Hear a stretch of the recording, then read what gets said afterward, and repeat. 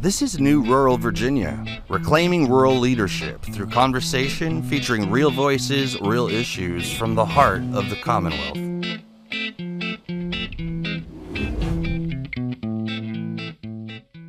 Welcome back to the New Rural Virginia podcast. I'm Larry Wohlers. And I'm Parson Brown. Thanks for tuning in. So Parson, 5 months ago, we had never done a podcast. I had never even imagined myself doing a podcast. We hadn't even met we didn't even know each other. So we're definitely not professional broadcasters, right? Yeah, probably not. But I mean, we're getting there. We're getting there, I think. We're doing it. I don't think I'll ever be a professional, but that's okay. You're younger than I am.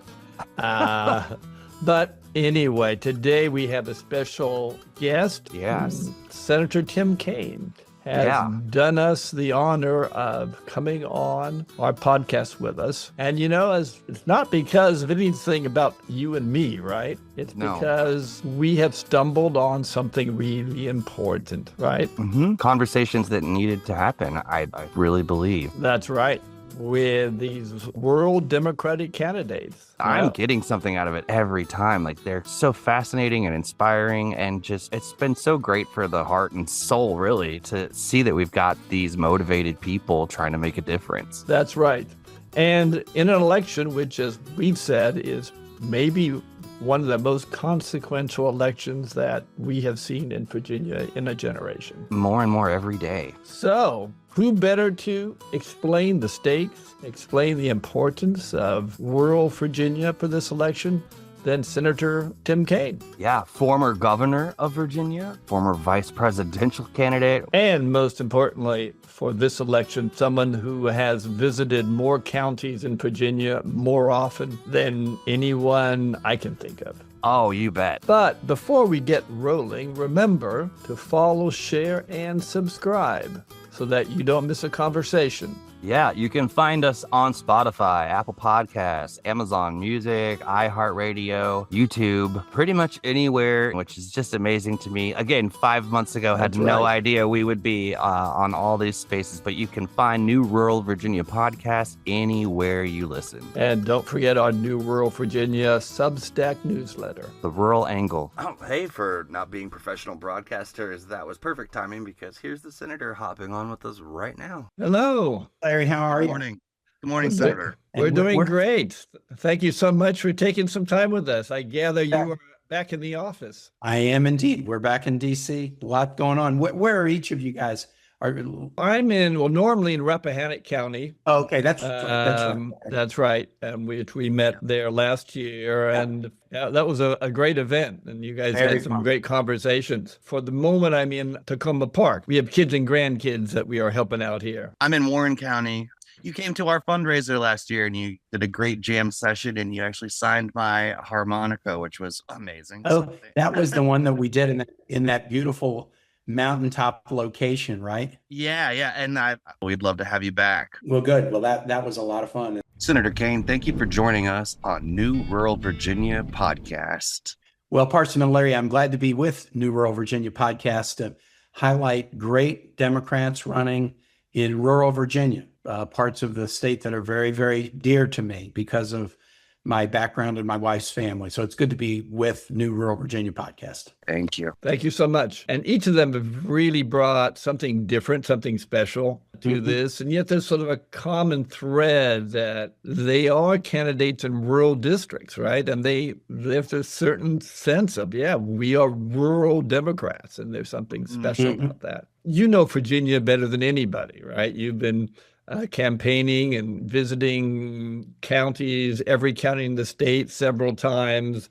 And you remember a time when Democrats used to win in these rural districts. And so that changed, but it could change again. What we're wondering is, from your experienced eye, are we at a moment of change where we have these great rural candidates and they really have an opportunity to provide something new for rural districts? And what are the stakes of this campaign? Yeah, Larry, I think we are at a moment where there is the potential for change. It's hard to predict when change happens, but when it does, it tends to change pretty quickly. And here's my sense about rural Virginia and rural Virginia candidates. And I've now lived in Virginia for 41 years. I moved here to marry my wife, Ann, who's a Roanoker, but who has family from Big Stone Gap. So long before I even ran for the Richmond City Council, I was doing family events in Roanoke, St. Paul, Abingdon, Big Stone Gap, Beckley, West Virginia, where my wife's family is. And I grew up in Kansas with rural ties on both my mother and father's side in farming communities in Kansas. So I see a lot of similarities between rural Virginia and the communities I was familiar with as a kid. You're right that, rural Virginia, places like the Fighting Ninth in Southwest Virginia used to vote pretty solidly Democratic. I saw a huge slippage in Democratic performance in Southwest Virginia between my governor's race in 2005 and the Senate race that I next ran in 2012. There was real backsliding, and that affected the congressional race, Rick Boucher's campaign in 2010. It's affected who represents rural Virginia in the General Assembly. But I do think there's a moment of opportunity, and I would describe it two ways. First, in the campaigns for the House of Delegates this year, this is the first time in history where Democrats are fielding a candidate in all 100 House districts. Sometimes, we can't even field a candidate because people don't want to run thinking that they're not going to win, but you don't win if you don't run. And so the fact that Democratic excitement is built up and there's a candidate in every district, that's a real positive. Second, the actions of the Trump administration are hitting rural Virginia harder than any other part of the state, and rural America harder than any other part of the country. I just finished an interview before I joined you about the Trump administration decision to shut down Job Corps programs. And the two programs that are being shut down, one is in Amherst County and one is in Marion County. These are both jurisdictions that are red jurisdictions that voted for Donald Trump. And yet Donald Trump is taking an axe to important job training programs in the parts of the state that supported him. Donald Trump wants to zero out the Appalachian Regional Commission and take all their money. Who is that going to hurt? It's going to hurt people in rural Virginia. Donald Trump's policies are hurting farmers and foresters in rural Virginia. Donald Trump's immigration activity and deportations, not just of criminals, but of anybody who is here undocumented, is really hurting the farm economy because they rely on immigrant labor to do farming and forestry in Virginia. So a series of things that Donald Trump has done. The big, beautiful bill. Let's give tax breaks to the wealthiest and do it by cutting Medicaid and healthcare expenditures, which will have a devastating impact on rural healthcare providers in Virginia. So I think the moment is a moment where we've got candidates running everywhere, proud to be Democrats and talking about their values, in particular their focus on their rural communities, but also daily evidence of the fact that Donald Trump holds rural Virginia, rural America, essentially in contempt.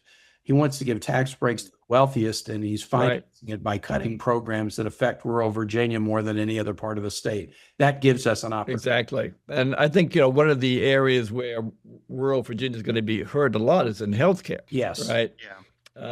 And we have a great candidate, Donna Littlepage, who's a real expert in how you run hospital services, medical services in rural areas. And she was talking about when you kick people off of Medicaid, that's going to have a huge impact on everybody else because those insurance premiums are going to be going sky high because of this. And Sarah Ratcliffe has had a lot to say about this too. Yeah, a lot of history in government works and with healthcare. Yes. Yeah, what you see in the reconciliation bill that Trump and his GOP folks pushed through is these big cuts to Medicaid. I think there's at least 4 effects of this, and actually probably 5, Larry. The first one is you kick people off Medicaid, then you're hurting people's ability to access healthcare. You raise their health insurance premiums by reducing the Obamacare subsidies. You're hurting people's pocketbooks. So fewer people will have health insurance. That hurts patients. When that happens, that means fewer reimbursements to healthcare providers, and particularly in rural Virginia, where the Medicaid mix of who pays for a hospital to survive is higher than in other areas. You make cuts in these basic Medicaid programs, you really hurt rural providers. If rural providers get hurt, it's not only hurts patients, they start to lay people off. You lose jobs. And then if rural providers close, and there's 6 hospitals in Virginia that are on sort of a watch list for closure because of these cuts. They're all in rural Virginia. You close a hospital, then try to get an economic development deal to get a business to move to your community. They're going to ask, is there a hospital here? No, our hospital closed. The nearest one's 50 miles away. You pretty much lose the opportunity to land an economic development prospect if you don't have adequate healthcare providers in the region. And then the 5th effect is the one that you mentioned. If people can't get Medicaid and then they just start to show up at the emergency room, uncompensated care, the hospital is going to have to cover that some way, and the insurance companies have to cover it some way, and they end up raising costs on those who do have health insurance. And we already are seeing premiums starting to spike in Virginia and elsewhere as a result. So I do think the healthcare aspects of what Donald Trump is doing, and again, these are all cuts to pay for tax cuts for the wealthiest, who don't need another tax cut. They haven't needed it. They didn't need it in the first Trump term, and they don't need it now. This effect on rural Virginia is going to be felt in a very direct way. Mm-hmm. Senator, we also, we've talked to candidates like Shane Boswell, who's in his district here in Warren County. There's folks trying to shut down a public library. We talked to Angela Chainer, who's got folks that are concerned about ICE removing, disappearing people from our communities. And people throwing around the terms like culture war. Is there a way that we can reach across the aisle, especially as rural candidates and as rural voters, to try to bridge that gap? The culture war thing, my sense is Republicans like to use culture wars to divide people when they want to change the subject away from their mishandling of the economy. The American economy was the strongest economy in the world, not a perfect economy, but the strongest economy in the world at the end of 2024 when Donald Trump was inaugurated. And it's got nothing but flashing red lights and smoke coming out of it now because of the tariffs, because of massive job layoffs in Virginia, slashes to research funding, et cetera. And so you can expect, look at the governor's campaign this fall. Donald Trump has hurt Virginia as much as any other state with these indiscriminate federal layoffs, tariff policies, canceling of new energy projects. They just announced the cancellation of a big project in Norfolk yesterday. Mm-hmm. So what do Republicans do? Instead of, they certainly are afraid to criticize Donald Trump, but they also can't, with a straight face, make an argument that he's managing the economy in a smart way. And so what do? The gubernatorial candidates showing up to raise hell at local school board meetings on cultural issues that affect an infinitesimally small percentage of our students. Why are they doing that? That's right. To distract from the economic reality. So I think the key for Democrats is to always make the campaign first about the economy. I did that when I ran for re-election last year.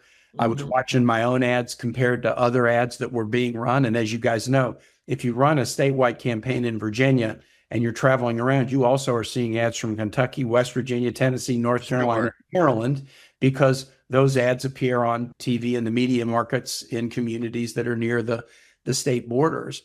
I was running ads about the economy, building ships and submarines, roads and bridges, solar power and electric vehicles, microchips. I mean, I was talking about the economy.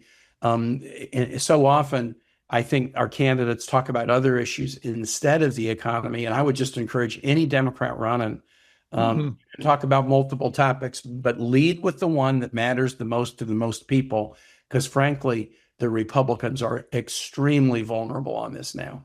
What I call the energy innovation economy, wind and solar, created 90,000 jobs in Virginia over the past 5 years. And that's all at risk now. Yeah, Larry, I mean, here's a statistic. When I came into the Senate in 2013, Virginia was deep in the bottom half in terms of deployment of solar. We're now top 10 in solar, just within a dozen years. And we are going to be the center of offshore wind in the United States if Donald Trump can't kill it. He's doing everything he can to kill offshore wind to benefit oil and gas.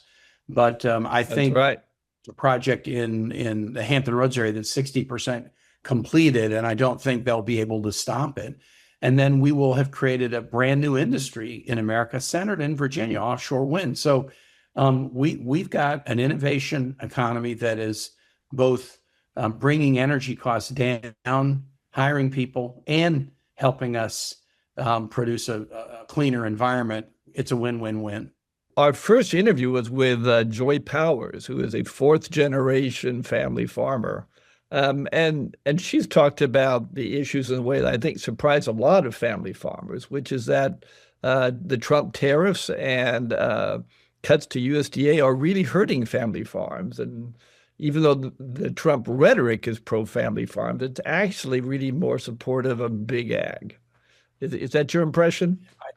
Yeah, I think that's right, Larry. I've had 2 roundtables with Virginia farmers, one in Western Loudoun County and one in Culpeper County in the last couple of months. And again, these would be in communities that were pretty favorable to Donald Trump in 2024, but the farmers are very worried. Most of them have pretty significant interaction with USDA programs that have been cut or are in danger of being cut. A number of them had grants that were kind of midstream to help them do better management practices or, improve the productivity of their farms. And those grants have been thrown into question, if not canceled. And then the tariff effect. The farmers remember the Trump Term 1 tariffs. And here, here's what happens. I'm sure you guys know this, but just for some of your listeners, when we put tariffs, say, on aluminum and steel in Canada and Europe, they retaliate. And they don't retaliate on American aluminum and steel. They retaliate in ways that they think will hurt us to cause us to drop the aluminum and steel tariffs. And they always choose ag as the thing that will hurt because the American farmer is so productive. We produce so much more food than we can eat in this country that we really depend upon being able to export food and export forestry products. And so when other countries retaliate against agriculture, it really smacks farmers more than any. And, remember in Trump Term 1, we eventually had to come up with sort of a bailout package to help farmers recoup some of what they had lost as a result of these retaliatory tariffs. Exactly. And it's going to be the same thing this time. The farmers are getting hurt badly. It's not clear that they'll even want to come up with a package to help them. They don't mind hurting them because they feel like the tariff revenue is something that they can use then to pay for tax cuts for the wealthiest. If you're enjoying this conversation, now's a great time to hit follow or share it with your neighbors, please. It really helps us get these voices out further. One of the candidates interviewed, Jack Bennington, is actually a high school teacher and talked a lot about education and schools and the danger of school choice, in particular for rural areas, because if you start siphoning taxpayer dollars away and students, rural schools are really vulnerable to that. Yeah, they are. I mean, look, we have a robust network in Virginia, public school system that serves about 1.3 million kids, give or take. We have great private schools, Catholic schools. We have a good homeschooling situation that works, and I'm for all of it. But I'm not for taking public dollars to use to support private schools and cannibalizing funding for public schools. I'm against that. Virginia did that in the 1950s. We allowed dollars to be siphoned away from public schools to run private segregation academies rather than let kids learn together if their skin colors were different. So we've been down the path in my lifetime of siphoning public dollars away to support private schools for a bad reason. We don't need to go down that path again.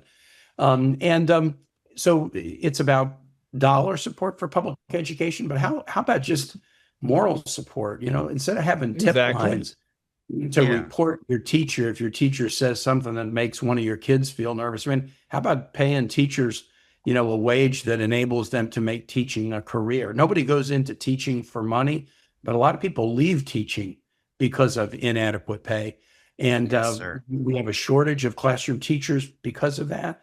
Let's lift up teachers. We're in a battle right now where the Trump administration is withholding funds from 5 Northern Virginia school jurisdictions that have high quality schools that produce great talent. They're withholding money under a specious argument to just create a political battle. That's in court. The case was argued yesterday A ruling is expected sometime soon. We need people who have been That's right. teachers and who will go to Richmond as legislators and support public education. Yeah. Well, we've had this incredible experience talking with these candidates. We've got a lot of problem solvers, innovative, smart people, a lot of people service driven, running for delegate. We have high hopes for rural Virginia and rural communities. Yeah, I've been doing, a lot of campaign events with Democrats around the state, including in rural Virginia. I've got more scheduled between now and election day. And you're right. You tend to see these candidates there of the communities they want to represent. They tend to have a strong public service background. Maybe they've been a nurse, maybe they've been a teacher, maybe they've been in the military, maybe they've been a local law enforcement. But if you want to know what kind of public servant somebody will be, look to see what they did before they decided to run for office. And if you see that they have been serving the public, you can feel confident that that will be their continued focus. Right. And we're very lucky to have. That's right. I think we do have a wealth of folks with that spirit. That's right. And they are lucky that we have a candidate for governor, Spanberger, who really cares about the rural areas as well. She showed up to the rural caucus retreat that we were at, and she's been around.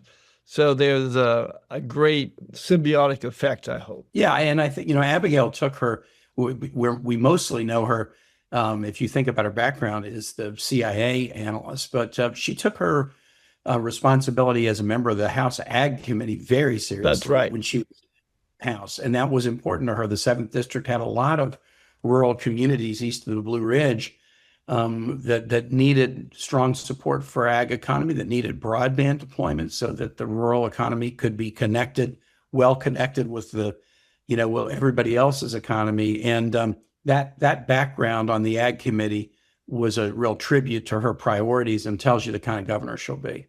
Well, Senator, we know you have a lot to do in Congress. There's a lot going on this month. But thank you so much.